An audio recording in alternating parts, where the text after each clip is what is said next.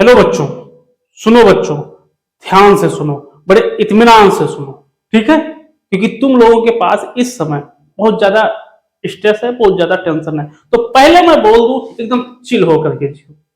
पहली बात, एकदम चिल होकर के। सोसाइटी का, रिश्तेदारी का, नातेदारी का, फैमिली का, सबका अभी ये सुनना बंद कर दो कि बोर्ड है, बोर्ड है, पढ़ो पढ़ो पढ़ो पढ़ो पढ़ो।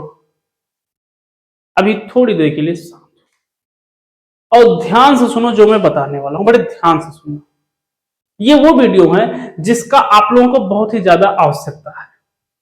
सारे बच्चों को एक बात हो रही है और सारे एग्जाम हार्दिक टीचर ये कह रहा है कि एनसीईआरटी पढ़ो, एनसीईआरटी पढ़ो, एनसीईआरटी पढ़ो। बट आप लोगों के दिमाग में भी ये बात उठता होगा कि आखिर एनसीईआरटी है, उसको हम डेली कैसे पढ़ पाए, लाइन वाइज भी कैसे पढ़ पाए। मतलब बहुत कंफ्यूजन होता है ना। जो है वो कह रहे हैं भैया एनसीईआरटी पढ़ो, NCERT is the soul of scoring examination score. तो कैसे करें, कैसे पढ़ें, उसका आपको बड़ा ही इजी वे में बता रहा हूं। पर डे अगर आप चाहो, ये जो मैं बताने जा रहा हूं, इसके लिए आप चाहो तो पर डे, डेली डेली अगर आप चाहो तो पूरी एनसीईआरटी बुक खत्म कर सकते हो। बस ध्यान से सुनना, आपके हर प्रॉब्लम का सॉल्यूशन है यथेष्ट के पास। तो चलिए बताता हूं मैं कि कैसे पर डे आप क्या करो, फिजिक्स को या बायोलॉजी को या केमिस्ट्री को या मैथ्स को, किसी भी सब्जेक्ट को आप डेली एनसीईआरटी वाइज, मतलब एनसीईआरटी को लाइन वाइज कैसे। आप लोग एनसीईआरटी का बुक ओपन कीजिए, ये मैं फिजिक्स रखा हूं। आप लोग एनसीईआरटी का बुक ओपन कीजिए, उसमें आप देखोगे फर्स्ट चैप्टर है इलेक्ट्रिक चार्ज एंड फील्ड, मतलब इलेक्ट्रिक चार्ज एंड फील्ड, ये चैप्टर्स है। हाँ, विद्युत आवेश और क्षेत्र, विद्युत आवेश और क्षेत्र, ये आपको किताब मिल गया, बुक ओपन कर लिए, फर्स्ट चैप्टर ओपन करो। ठीक, बुक नहीं होनी चाहिए, नई एडिशन का होना चाहिए, नहीं कि मतलब पुरानी बुक होनी चाहिए, नई बुक होनी चाहिए। ओपन कर लिए।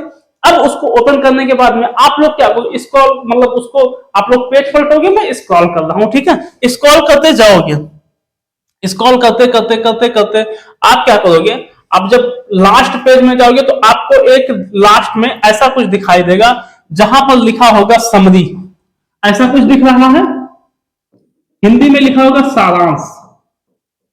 ऐसा कुछ दिखाई दे रहा है या नहीं दे रहा है, दे रहा होगा ना, सारांश दिखाई दे रहा होगा। बस अब रुको, अब क्या करो, आप जो है इस सारांश पर अगर ध्यान से देखोगे, अगर आप ध्यान से देखोगे तो इस चैप्टर्स के आपको क्या किया गया है, एक अच्छा खासा समराइजेशन नोट्स प्रोवाइड किया गया है, एक अच्छा खासा समराइजेशन नोट्स प्रोवाइड किया गया। आप इसकी अगर मैं बात करूं तो यहां पर देखो, ये आपको क्वांटाइजेशन दिया गया है, क्वांटाइजेशन ऑफ इलेक्ट्रिक चार्ज दिया गया है। उसके बाद में अगर मैं बात करूं तो आपको कंजर्वेशन ऑफ इलेक्ट्रिक चार्ज दिया गया है।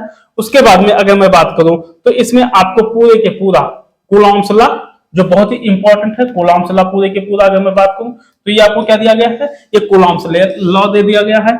इसी तरह आपको अगर मैं पूरी इस समरी को ध्यान दूं, आप लोग कभी ध्यान नहीं दिए, इस समरी को अगर एक बार ध्यान दो, बड़े अच्छे से ध्यान देना। इस समरी को जैसे देखो, ये ना सुपर पोजिशन है, ये फिक्स है, आना है तो आना है, इसका 3 मार्क्स एकदम फिक्स होता है, 2 मार्क्स और 3 मार्क्स के क्वेश्चन इस पे एकदम फिक्स होते हैं, ये आते ही, ठीक है। तो ये आप कर लेना, आप इस पर एक बार नजर दौड़ाओ, आप इस पर कभी नजर नहीं दौड़ा है ना आप लोग, लेकिन इस पर एक बार नजर दौड़ाओ, आप इसको देखो एक बार, इस बेचारे को जो इसने दिया है एनसीईआरटी में इतना खूबसूरत सा, इस पर नजर दौड़ाओ, आप देखो इसको अच्छे से देखो। आप ये सब पढ़ चुके हो ना, टार्की वगैरह सब पढ़ चुके हो, घोड़ बला घोड़ वगैरह ये सब पढ़ चुके हो, ठीक है। एक्सियल इक्वेटोरियल्स ये सब पढ़ चुके हो ना आप, एक्सियल अक्षीय निरक्षीय ये सब पढ़ चुके हो, ये अक्षीय निरक्षीय है, ठीक है, डेली के लिए आपका प्रैक्टिस के लिए ये आप पढ़ चुके हो। ये गॉस लॉ है, ठीक है। ये आपका सरफेस इनफाइनाइट, ये आपका इनफाइनाइट थिन प्लेन शीट है, और ये आपका थिन इनफाइनाइट लॉन्ग स्टेट है, ये आपको दिया गया है, ठीक है। तो ये आपके जो हैं, ये आपके जो ये समरी है, इस समरी को एनसीईआरटी के समरी मात्र 2 या 3 पेज होंगे। आप 2-3 पेज अगर चाहो ना तो पर डे कम से कम आप 3 या 4 चैप्टर, मैं कह रहा हूं कि वैसे तो अगर अच्छे से पढ़ो 6 घंटे पढ़ोगे तो बड़े अच्छे से इत्मीनान से आप चाहोगे तो आपका फिजिक्स है या कोई भी चैप्टर्स है।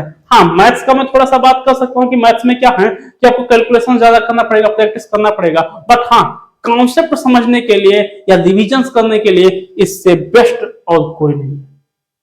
तो इस समरी को बहुत अच्छे से जहन में रखना, इस समरी को जरूर जहन में रखना। इससे क्या होगा कि आपका एनसीईआरटी कॉन्सेप्ट क्लियर हो जाएंगे। हालांकि ये पूरा डीप में दिया नहीं है, वैसे ही एनसीईआरटी अपने आप में हिडन लाइन है, एनसीईआरटी वैसे ही अपने आप में हिडन लाइन है, बट आपके लिए कम टाइम में पूरी एनसीईआरटी को पढ़ने के लिए ये बहुत ही पर्याप्त साधन है। सो आई होप आपके प्रॉब्लम का सॉल्यूशन मिल गया होगा। मिलते हैं अगले वीडियो में, तब तक के लिए धन्यवाद।